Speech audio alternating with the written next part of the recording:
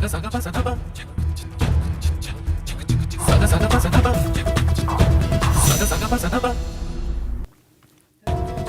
चलिए आगे बढ़ते हैं। लखीमपुर की गोला गोकर्णनाथ सीट पर हुए उपचुनाव के आज नतीजे आ गए हैं, जिसमें भाजपा के अमन गिरी ने जीत हासिल कर ली है।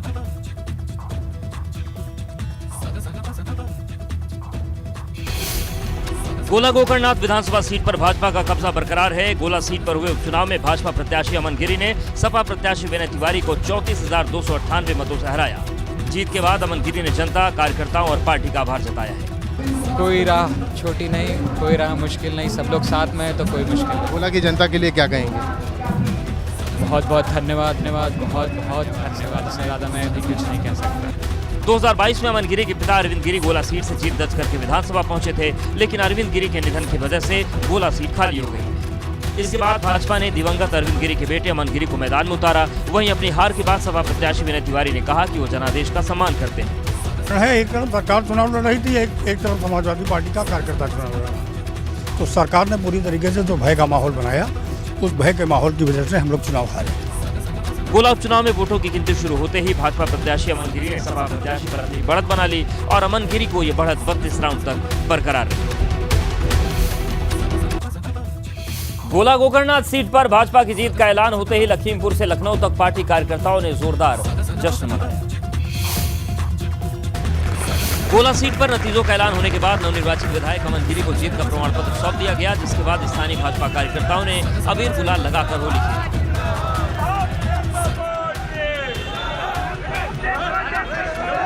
गोला गोकर्णनाथ में भाजपा की जीत पर मुख्यमंत्री योगी आदित्यनाथ ने ट्वीट करके बधाई दी। सीएम योगी ने अपने ट्वीट में लिखा, उत्तर प्रदेश के गोला गोकर्णनाथ विधानसभा के उपचुनाव 2022 में भाजपा प्रत्याशी श्री अमन गिरी जी को आपको भारी मतों से विजयी होने पर हार्दिक बधाई एवं उज्जवल कार्यकाल की शुभकामनाएं। पुनः अपना आशीर्वाद प्रदान करने के लिए गोला विधानसभा की देवतुल्य जनता का मैं हृदय से आभार व्यक्त करता हूँ। उपचुनाव में भाजपा की जीत पर प्रदेश अध्यक्ष भूपेन्द्र चौधरी ने कहा कि भाजपा की विकासपरक नीतियों पर जनता की मुहर है। चाहे सेवा के कार्य हों, चाहे रचनात्मक कार्य हों, इन सब पर हमने जनता के बीच में लगातार काम किया। उपचुनाव में जीत के बाद लखनऊ में भाजपा मुख्यालय में आतिशबाजी की गई और कार्यकर्ताओं ने मिठाई बांटकर जश्न मनाया। लखीमपुर खीरी के गोला गोकर्णनाथ उपचुनाव में बीजेपी की जीत के बाद समर्थकों ने अपने विधायक अमन गिरी का बुलडोजर पर सवार होकर स्वागत किया। दरअसल बीजेपी प्रत्याशी अमन गिरी जीत का सर्टिफिकेट लेकर जैसे ही अपने समर्थकों के बीच पहुंचे तो समर्थकों ने भी अपने नेता के स्वागत में शानदार तैयारियां कर रखी थी। यहां फूल मालाओं के साथ अमन गिरी के समर्थकों ने स्वागत के लिए बुलडोजर की व्यवस्था कर रखी थी।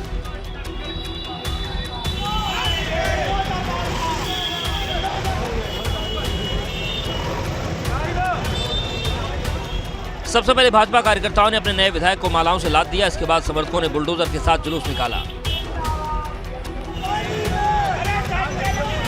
आप तस्वीरों में साफ साफ देख सकते हैं कि किस तरह से कई बुलडोजर पर चढ़कर भाजपा कार्यकर्ता गोला की सड़कों पर निकलकर अपने नवनिर्वाचित विधायक अमन गिरी के पक्ष में जश्न मना रहे हैं।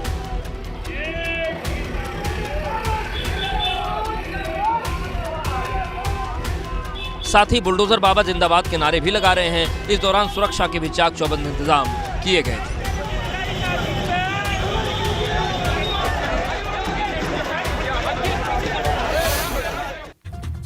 और चलिए सीधे रुक कर लेते हैं वाराणसी का, जहां पर मुख्यमंत्री योगी आदित्यनाथ इस वक्त पहुंचे हैं और देव दीपावली को लेकर वो नमो घाट का जायजा ले रहे हैं। तो ये पहले खिड़किया घाट हुआ करता था, लेकिन प्रधानमंत्री नरेंद्र मोदी सांसद बने तो इस घाट को विकसित किया गया। और ये देखिए आप किस तरीके से इस वक्त मुख्यमंत्री यहाँ पर पहुंचे हैं और नमो घाट का जायजा ले रहे हैं। पहले खिड़किया घाट कहलाता था। रविंद्र जायसवाल भी उनके साथ मौके पर मौजूद हैं, देखिए आप, और एक एक चीज का बारीकी से अवलोकन कर रहे हैं मुख्यमंत्री। और सबसे बड़ी बात है कि वाराणसी के जो 84 घाट हैं उनमें एक यही नमो घाट है जो जल थल वायु तीनों संपर्कों से जुड़ा हुआ है, यानी कि इस घाट तक तीनों मार्गों से पहुंचा जा सकता है। तो सीधी तस्वीरें हम आपको दिखा रहे हैं और इसी पर हमारे ब्यूरो चीफ वीरेश पांडे जुट चुके हैं। सीधे उन्हीं का रुख कर लेते हैं।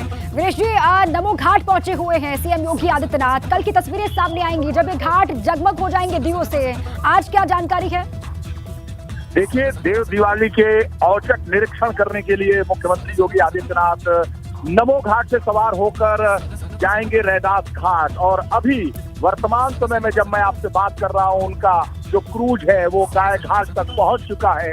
औचक निरीक्षण जिसे कहते हैं, वाकई ये औचक निरीक्षण है, क्योंकि मुख्यमंत्री ने यहाँ अधिकारियों को कोई सूचना नहीं दी। बलिया से अपने दौरे के बाद जब वैसे ही वाराणसी पहुंचे, सर्किट हाउस में अधिकारियों से वार्ता किया, बैठक लिया, देव दिवाली की तैयारियों का जायजा लेने खुद गंगा में उतर चुके हैं मुख्यमंत्री योगी आदित्यनाथ। और यही तो खासियत है, यही विशेषता है योगी आदित्यनाथ की, क्योंकि कोई भी अवसर, कोई भी सांस्कृतिक कार्यक्रम, कोई भी प्रोग्राम भव्य और दिव्य हो सके, उसकी खुद देखरेख मुख्यमंत्री योगी आदित्यनाथ स्वयं में करते हैं। और ये उनका काम करने का एक तरीका है जिसका ये ज्वलंत उदाहरण देखा जा सकता है। बहुत ही खूबसूरत नजारा गंगा के अंदर, जिस तरीके से क्रूज में वो घूम रहे हैं, घूमकर अधिकारियों से वार्ता, निर्देश सब चल रहा है। जो सर्किट हाउस में उनकी बैठक हुई, जो अधिकारियों से उनकी बातचीत हुई, लगा मुख्यमंत्री को कि कुछ कमी रह गई है।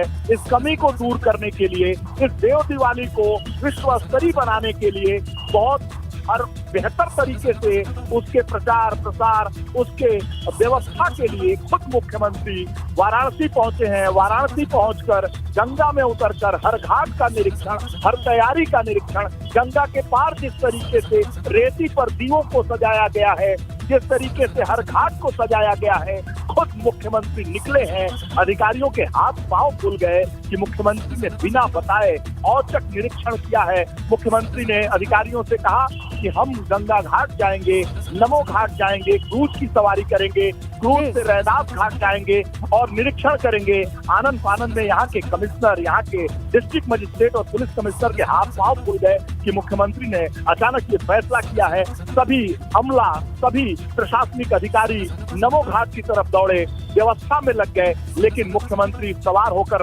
अभी निकले हुए हैं गंगा के तरफ से, और आरती भी चल रही है और तैयारी भी चल रही है। मुख्यमंत्री योगी आदित्यनाथ जो उनकी कार्यशैली है, उसी के अनुरूप तैयारियों का जायजा, निरीक्षण। बिल्कुल, और ऐसे निरीक्षण होते हैं तो अधिकारियों की सांसें फूलना स्वाभाविक है, लेकिन एक मैसेज भी जाता है कि मुख्यमंत्री हर चीज़ को लेकर कितने गंभीर, और रविंद्र जायसवाल भी लगातार उनको ब्रीफ कर रहे हैं। वीरेश जी, बहुत धन्यवाद आपका हमारे साथ जुड़ने के लिए और जानकारी देने के लिए। और बनारस में हमारी सहयोगी गुंजन बनी हुई है। गुंजन, जिस तरीके से वहां पर देव दीपावली मनाई जानी है, मुख्यमंत्री भी क्रूज पर सवार होकर व्यवस्थाओं का जायजा ले रहे हैं, आप इस वक्त कहां पर हैं और क्या रौनक दिख रही है? बिल्कुल अवधेश, मैं इस वक्त दशाश्वमेध घाट पर मौजूद हूँ। अभी अभी गंगा आरती यहाँ पर खत्म हुई है और गंगा आरती का नजारा तो बेहद भव्य होता है, लेकिन देव दीपावली से पहले यहाँ आप श्रद्धालुओं की संख्या से अंदाजा लगा सकते हैं होगा तो कितना खूबसूरत नजारा होगा। बहरहाल यहाँ पर लाइटिंग लगा दी गई है, जो आप तस्वीरों में देख रहे हैं। पूरे घाट को सजा दिया गया है। श्रद्धालुओं की भीड़ भी आप अवधेश और दीपा देखकर अंदाजा लगा सकते हैं कि कितनी दूर दूर से यहाँ पर श्रद्धालु आते हैं, क्योंकि गंगा आरती यहाँ पर हुई है। गंगा आरती अभी खत्म हुई है, तो श्रद्धालुओं के वापस घाट से ऊपर की तरफ जाने का सिलसिला लगातार। सुरक्षा के लिहाज से भी यहाँ तमाम इंतजाम किए हुए हैं। उत्तर प्रदेश पुलिस पहले से यहाँ तैनात है, लोगों को मैनेज किया जा रहा है। बहुत ज्यादा भीड़ एक साथ एक जगह ना हो तो उसकी भी पूरी व्यवस्था की गई है। लेकिन सजावट देख लीजिए किस तरीके से लाइटिंग पूरे घाट पर है, खास तौर पर गेंदे के फूल और अशोक के पत्ते, जिनका पूजा में खास महत्व होता है, उन अशोक के पत्ते और गेंदे के फूल से पूरे घाट को सजा दिया गया है। और ये तस्वीर एक दिन पहले की तस्वीर है, क्योंकि दिए बिछाने का जो काम है वो कल से शुरू होगा, लेकिन घाटों को सजाने का काम आज शाम से ही शुरू हो गया। तस्वीरों के जरिए आप देखते हैं, अपने आप में बेहद खास है। और इस बार दशाश्वमेध घाट पर जो खास रहने वाला है अवधेश, वो ये है कि यहाँ पर कल 21 ब्राह्मण और 42 कन्याएं एक साथ गंगा आरती करेंगे। जो ब्राह्मण है वो ब्राह्मण के तौर पर ही, और जो कन्या है रिद्धि सिद्धि के तौर पर होंगी, यानी कि एक ब्राह्मण के साथ 2 कन्या रिद्धि सिद्धि के तौर पर यहाँ शामिल होंगे। बहरहाल दूर दूर से आने वाले लोगों की संख्या बहुत ज्यादा है। लोग अपने कैमरे में इस खूबसूरत और इस अद्भुत नजारे को ठीक है गुंजन, आज की तस्वीर हम दिखा रहे हैं दर्शकों को। कल के विहंगम दृश्य का सभी को इंतजार है, जब घाटें जगमगाएंगी दियों से, उसी का इंतजार सभी को हो रहा है। बहुत शुक्रिया, आप लगातार नजर बनाए रखें। बिल्कुल, गोला गोकर्णनाथ सीट पर समाजवादी पार्टी प्रत्याशी विनय तिवारी की 34,298 वोटों से हार हो गई है।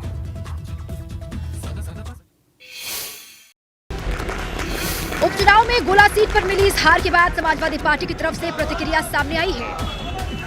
सपा ने गोला सीट पर मिली शिकस्त का ठिकरा बसपा पर फोड़ दिया है।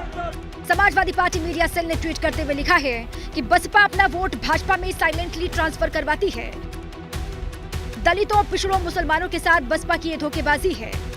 बसपा प्रमुख मायावती जी केंद्र शासित भाजपा सरकार के दबाव में है और बहुजन समाज पार्टी हर चुनाव में सपा को हराने का ठेका लेती है। 2014 से लेकर 2022 तक यही हुआ है। उपचुनाव में मिली हार के बाद बीपी गंगा से बातचीत में सपा उम्मीदवार विनय तिवारी ने भाजपा पर डर फैलाने का आरोप लगाया। तो सरकार ने पूरी तरीके से जो भय का माहौल बनाया, उस भय के माहौल की वजह से हम लोग चुनाव हारे। इसके पहले सपा प्रत्याशी ने गोला सीट पर मतदान से पहले प्रशासन पर भाजपा के लिए काम करने और मतदान के दौरान गड़बड़ी करने का आरोप लगाया था, लेकिन हार के बाद अब सपा ने बसपा पर अपना वोट भाजपा को ट्रांसफर करवाने के आरोप लगा दिए हैं। गोला उपचुनाव में समाजवादी पार्टी की हार के बाद बसपा को एक बार फिर से अखिलेश यादव पर हमले का मौका मिल गया है। गोला गोकर्णनाथ विधानसभा उपचुनाव के नतीजों के ऐलान होने के बाद सपा की हार के लिए एक बार फिर सुभाषपा ने अखिलेश यादव को जिम्मेदार ठहराया है। सुभाषपा प्रवक्ता अरुण राजभर ने कहा कि अखिलेश यादव चुनाव से पहले ही अपनी हार मान चुके थे। पहले से ये माइंड सेट कर लेते हैं कि ये सत्ता पक्ष का चुनाव होता है। चाहे आजमगढ़ का चुनाव उठाकर देख लीजिए, माना जाता था कि ये समाजवादी पार्टी गढ़ है, उससे बड़ा गढ़ रामपुर माना जाता था, लेकिन ये सब एसी कमरे में बैठ के लड़ा गया। एक तरफ सरकार पूरी जिम्मेदारी के साथ गंभीर होकर चुनाव लड़ रही थी। अरुण राजभर ने कहा कि अखिलेश यादव खुद चुनाव प्रचार के लिए गोला गोकर्णनाथ नहीं गए और उपचुनाव में सिर्फ खानापूर्ति के लिए कुछ नेताओं को भेज दिया। इसी का नतीजा है कि भाजपा ने एक बार फिर से सपा को करारी शिकस्त दे दी। लगे हुए कारतूसों को वो भेज करके वो बड़ी पार्टी से मुकाबला करना चाहती है। न धरातल पर संगठन दिख रहा है और न कार्यकर्ता उतना उत्साहित है। आजमगढ़ और रामपुर लोकसभा उपचुनाव में भी समाजवादी पार्टी की हार के बाद सुभाषपा ने नतीजों के लिए अखिलेश यादव को जिम्मेदार ठहराते हुए एसी कमरे में बैठकर राजनीति करने का तंज कसा था। विधानसभा उपचुनाव में भाजपा को मिली जीत के बाद भारतीय किसान यूनियन प्रवक्ता राकेश टिकैत भड़क गए। गोला गोकर्णनाथ सीट पर भाजपा की जीत पर राकेश टिकैत ने कहा कि जनता भाजपा को वोट नहीं दे रही, लेकिन भाजपा बेईमानी से हर चुनाव जीत रही है। बेईमानी से सब जीतेंगे, चिंता कुछ न करो, सब बेईमानी से सारा काम होगा। राकेश टिकैत ने उपचुनाव के नतीजों पर प्रतिक्रिया देते हुए निर्वाचन आयोग और अदालतों को भी निशाने पर ले लिया। बेईमानी जब होगी तो कोई असर नहीं पड़ेगा। इन्हीं का इलेक्शन कमीशन है, इन्हीं की कोर्ट कचहरी है, इन्हीं के ही अधिकारी है सब। राकेश टिकैत ने मीडिया को चेतावनी देते हुए कहा कि सरकार का अगला निशाना प्रेस है। बेईमानी से सब जीतेंगे, चिंता कुछ न करो, सब बेईमानी से सारा काम होगा। अगला टारगेट प्रेस का भी है। तिकोनिया कांड के बाद राकेश टिकैत ने लगातार लखीमपुर खीरी में भाजपा और मोदी योगी सरकार के खिलाफ लंबा आंदोलन चलाया था। इसके बावजूद भाजपा लखीमपुर में जीत दर्ज करने में कामयाब हो गई। विधायक मुख्तार अंसारी के बेटे अब्बास अंसारी की गिरफ्तारी के बाद बसपा अध्यक्ष ओम प्रकाश राजभर के सुर एक बार फिर से बदल गए हैं। अब्बास अंसारी के गिरफ्तार होने के बाद अब ओम प्रकाश राजभर ने कहा है कि अब्बास भले ही सुभाषपा के सिंबल पर जीतकर विधायक बने, लेकिन उनके संबंध समाजवादी पार्टी से हैं। अब्बास का है, हमारी पार्टी के हमारे सिंबल से जरूर चुनाव लड़े हैं, मिले हैं, लेकिन वो समाजवादी पार्टी के उम्मीदवार। ओपी राजभर ने सपा अध्यक्ष अखिलेश यादव पर आरोप लगाते हुए कहा कि अखिलेश ने विधानसभा चुनाव के दौरान साजिश के तहत 12 में से 6 सीटों पर सपा प्रत्याशियों को उतारा था। अखिलेश जी को घमंड हो गया था, ओम प्रकाश को खत्म करने के लिए उन्होंने अपना प्रत्याशी डमी देने की कवायद किया। अब्बास अंसारी के खिलाफ चल रही ईडी की कार्रवाई पर भी ओम प्रकाश राजभर ने कहा है कि कानून और सरकार दोनों अपना अपना काम कर रहे हैं। परिवार है, जांच पड़ताल हो रही है, छानबीन हो रही है। अब ईडी अपना कोई कहीं न कहीं कोई बात पाई होगी, ईडी लिए पूछताछ करे, ईडी कार्रवाई करे, कोई दिक्कत नहीं है। राजभर ने ईडी की अब्बास पर हो रही कार्रवाई को लेकर खुलकर तो बहुत कुछ नहीं कहा, लेकिन अब उन्होंने अंसारी परिवार से दूरी बनाने के संकेत दे दिए। अपना दल के युवा मोर्चा के पूर्व प्रदेश अध्यक्ष हेमंत चौधरी के बगावती सुर आक्रामक होते जा रहे हैं। एक बार फिर से हेमंत ने अनुप्रिया पटेल और उनके पति पर कई गंभीर आरोप लगा दिए। अपना दल एस युवा मोर्चा के पूर्व प्रदेश अध्यक्ष हेमंत चौधरी के बगावती सुर आक्रामक होते जा रहे हैं। एक बार फिर से हेमंत चौधरी ने अनुप्रिया पटेल और उनके पति पर कई गंभीर आरोप लगाए हैं। अपना दल एस के राष्ट्रीय अधिवेशन में अनुप्रिया पटेल को राष्ट्रीय अध्यक्ष चुने जाने पर हेमंत चौधरी ने गंभीर सवाल खड़े किए हैं और पूछा है कि किस आधार पर अनुप्रिया पटेल ने खुद को राष्ट्रीय अध्यक्ष घोषित किया। राजनीति में पिछड़े समाज से सिर्फ एक चेहरा रहे वो अनुप्रिया पटेल रहे, तो ये साजिश के तौर पर पिछले 5 साल से साजिश कर रहे हैं। हेमंत चौधरी ने डिप्टी सीएम केशव प्रसाद मौर्य के खिलाफ साजिश की ओर भी इशारा किया है। Deputy CM Keshav Prasad Maurya ji party अपना दल को तोड़ने का पूरा प्रयास कर रहे हैं। अपना दल के विधायकों को अपने पास बुला करके बरगला करके पार्टी को खत्म करने का प्रयास कर रहे हैं। तो आशीष पटेल और अनुप्रिया पटेल जी कभी ये नहीं चाहते कि उत्तर प्रदेश में कोई पिछड़े समाज का नेता ऊपर लेवल पे जाए। जाहिर है हेमंत चौधरी की जुबान से बात निकली है तो बहुत दूर तलक जाएगी। मुजफ्फरनगर पहुंचे केंद्रीय मंत्री संजीव बालियान ने भैंसा बुग्गी की सवारी की। मुजफ्फरनगर पहुंचे केंद्रीय मंत्री संजीव बालियान ने भैंसा बुग्गी की सवारी की। दरअसल मंत्री जी यहां तीर्थ नगरी शुक तीर्थ में लगने वाले गंगा स्नान मेले का उद्घाटन करने पहुंचे थे। इस दौरान वे सुखदेव सिटी में भैंसा बुग्गी पर सवार होकर गंगा घाट पहुंचे। इसके बाद केंद्रीय मंत्री ने पूरे विधि विधान के साथ कार्तिक गंगा स्नान मेले का उद्घाटन किया। आज मेले में बालिकाओं की कुश्ती प्रतियोगिता का आयोजन हुआ।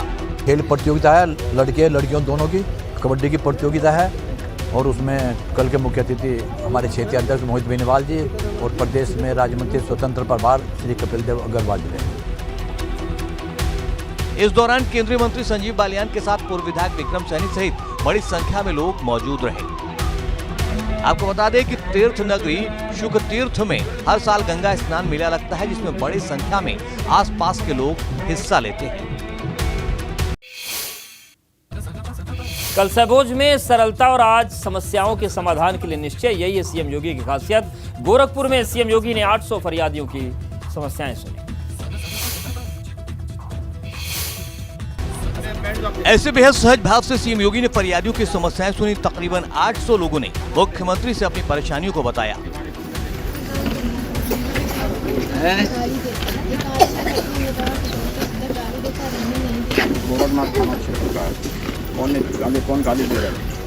योगी गोरखनाथ मंदिर के स्मृति भवन परिसर से मिल रहे थे। लोगों ने भी खुलकर सीएम के सामने अपनी समस्याओं को रखा, जिसके फौरन समाधान के लिए सीएम योगी ने अधिकारियों को निर्देश दिए।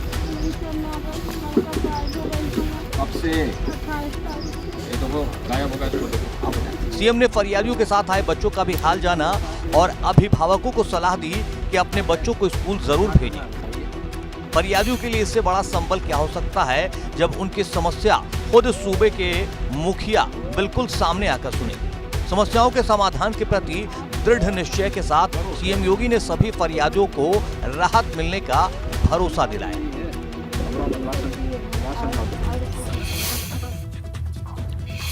शामली शुगर मिल में तकनीकी खराबी के चलते किसानों का गन्ना उनके लिए और शहर के लिए परेशानी का सबब बन गया है।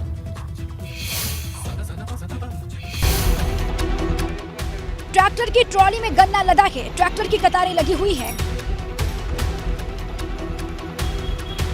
गन्ना बेचने किसान शुगर मिल तो पहुंचे जरूर, लेकिन वहां पर कतार इतनी लंबी कि 99 घंटे से अधिक तक अपनी बारी का इंतजार किसानों को करना पड़ रहा है।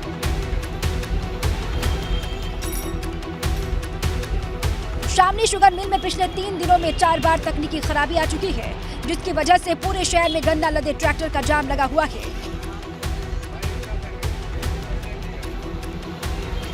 जिससे किसानों को काफी समस्याओं का सामना करना पड़ रहा है।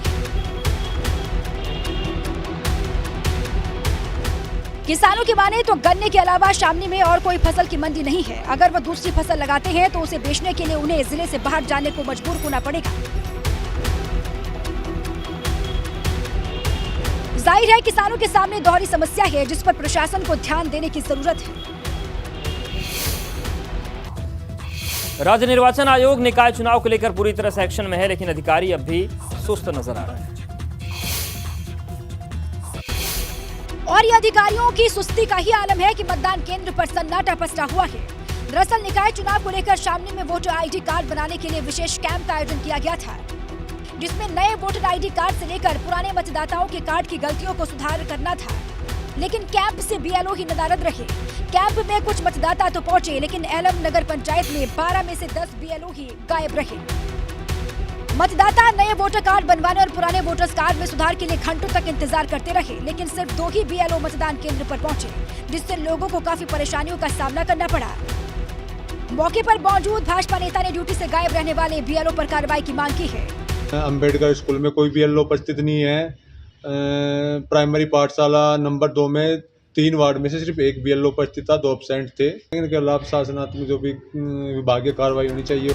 ऐसे में मतदाताओं को बिना वोटर आईडी कार्ड बनवाए ही वापस लौटना पड़ा। आप तस्वीरों में भी साफ साफ देख सकते हैं कि मतदान केंद्र पर सन्नाटा पसरा हुआ है।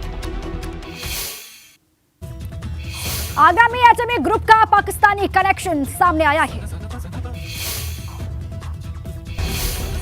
आगरा में एचएमए ग्रुप का पाकिस्तानी कनेक्शन सामने आया है, जिसके बाद कंपनी के मालिक जुल्फिकार भुट्टो पर कानूनी शिकंजा कसना शुरू हो गया है। बताया जा रहा है कि देश के जाने माने meat exporter HMA agro industries limited के मालिक जुल्फिकार अहमद भुट्टो और उसके भाइयों ने कई बार पाकिस्तान की यात्रा की थी। आपको बता दें कि टैक्स में हेराफेरी को लेकर आयकर विभाग ने जुल्फिकार के घर और दफ्तर समेत कई ठिकानों पर छापेमारी की। छापेमारी में आयकर विभाग के 180 से ज्यादा अधिकारियों के साथ ही पारामिलिट्री फोर्सेस भी लगी हुई थी, जो एचएमए ग्रुप के 4 राज्यों के 12 शहरों में मौजूद 35 प्रतिष्ठानों, घरों और स्लॉटर हाउस पर छापेमारी की। आयकर विभाग के सूत्रों की माने तो कुछ जगहों पर सोमवार तक की कार्रवाई चल सकती है।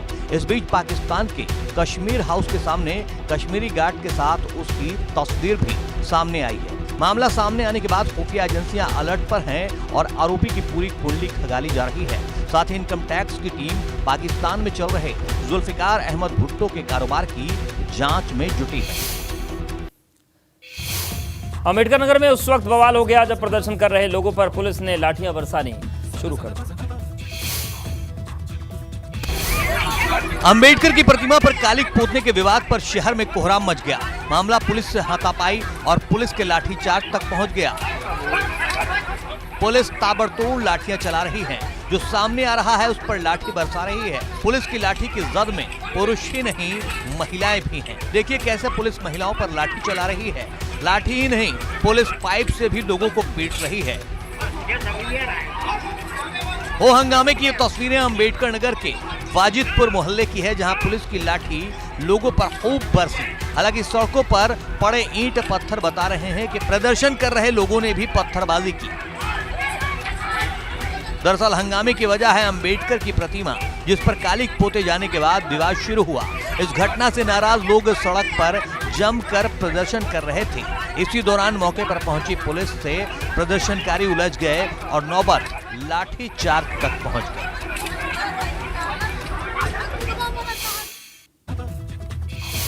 चित्रकूट में अवैध निर्माण हटाने पहुंचे बुलडोजर के सामने जमकर बवाल हुआ और इस दौरान पुलिस और ग्रामीणों के बीच में नोकझोंक भी हुई।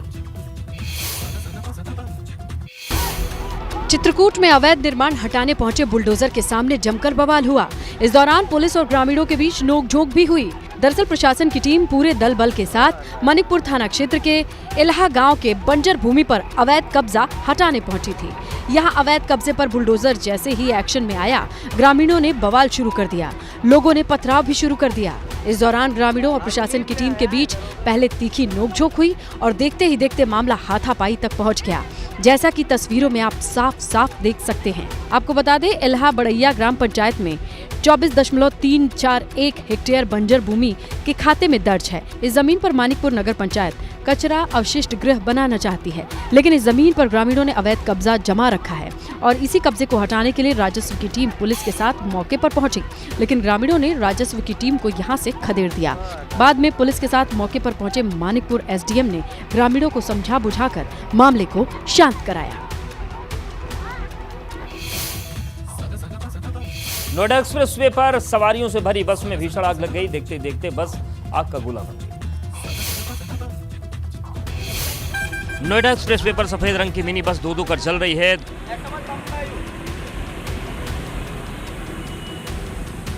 धुएं का काला गुबार उठ रहा है और चारों तरफ अफरा तफरी है। चंद मिनटों में पूरी बस आग का गोला बन गई। ये बस सवारियों से भरी हुई थी, लेकिन गनीमत ये रही कि किसी यात्री को कोई नुकसान नहीं पहुंचा।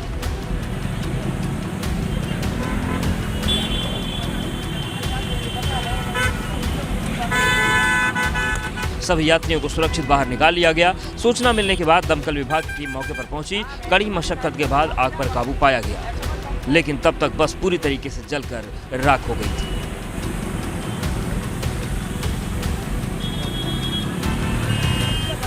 हाँ बस है ट्रैवल टेम्पो है, ट्रैवल छोटी मुन्नी बस।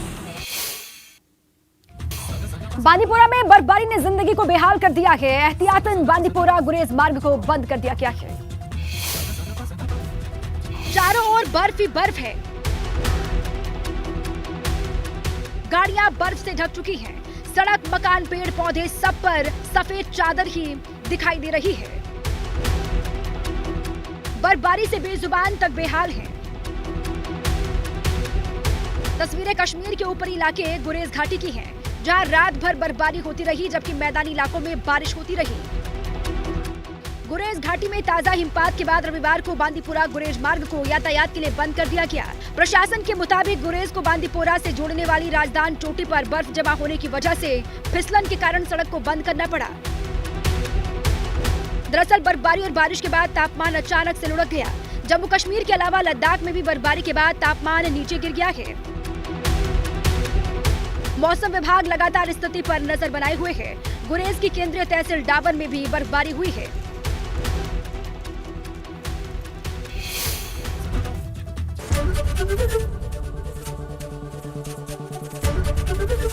एबीपी गंगा, खबर आपकी, जुबान आपकी।